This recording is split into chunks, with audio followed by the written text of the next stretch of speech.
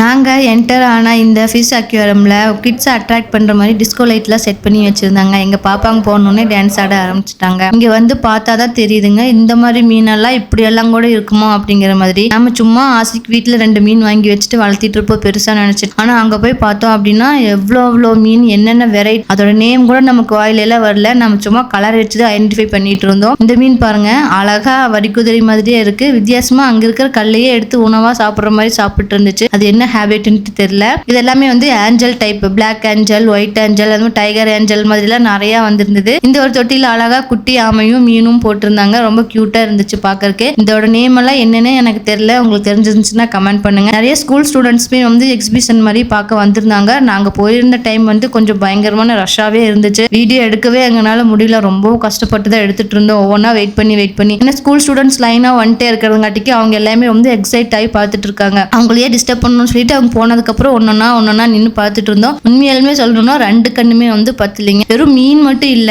நண்டு, அதுக்கப்புறமா அந்த கடல்ல இருக்கிற மாதிரி அந்த கலர் மீன், ஸ்டார் ஃபிஷ், அதுக்கப்புறமா அந்த இறால் மீன் எல்லாமே வந்து கொண்டு வந்து வச்சிருந்தாங்க. எல்லாமே சூப்பரா இருந்துச்சு. இதுதான் ஃபர்ஸ்ட் டைம் நான் அங்க பாக்குறது. ஓப்பன் ஸ்பேஸ்ல இந்த மீன்லாம் விட்டுருந்தாங்க. பாக்குறதுக்கு ரொம்ப ரியலா இருந்துச்சு. நெக்ஸ்ட் எங்க போனோம், என்ன பண்ணோம் அப்படிங்கிறது எல்லாமே வந்து அப்கமிங் வீடியோஸ்ல வந்துருக்கு. பார்த்து என்ஜாய் பண்ணுங்க. மீண்டும் அடுத்த வீடியோல சந்திப்போம்.